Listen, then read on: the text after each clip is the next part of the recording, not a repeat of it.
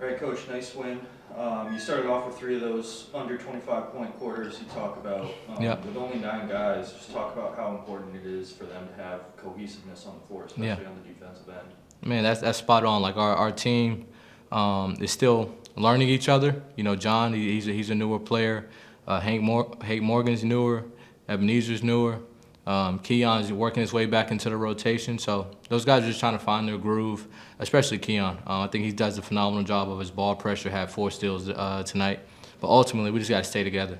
I think that's the most important thing for us moving forward in these last 5 games is staying together. And we were able to do that tonight. You talked about 2 guys off the bench there, Hank Morgan and Keon Johnson, who have both kind of stepped up. Keon tonight, Hank over the past couple games. But just talk about like how they're progressing and how they're getting used to this team, because Keon was out for months, and Hank just showed up a few games ago. Just talk about how they've kind of molded into the team. Yeah, well, Keon, as you know, he has had an injury, and he's working his way back into shape. His feel, his game is coming back. As he continues to play, as he continues to practice, he'll only get better. Hank just has the smarts, right? He understands who he is. Being able to come from a D3 college, you have to know who you are. And he's done a phenomenal job of bringing energy, showing up every single day, and being a professional. So he only played 19 minutes tonight, but you know, as he continues to play, I feel like he'll earn more minutes. You gave Hassan Ward Defensive Player of the Game. He was our player of the game. 10 points, 11 rebounds, 4 assists. Just talk about how he's able to step up and fill that role when Amari Williams isn't here. Yeah, I mean it's a big time job, especially for a long time. He was our only big man, and then we got Ebenezer.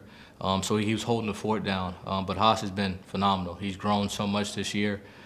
His game has continued to develop. But for him, he just has to figure out how to just continue to keep getting better. Protecting the rim is something that he can do at a high level. But Haas was phenomenal tonight. Not his best night tonight, but John Tondre had 42 last game to help pick up that win before coming back here.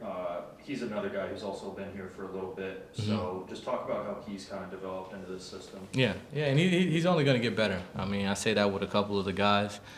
He hasn't practiced with us much. He's just been playing games.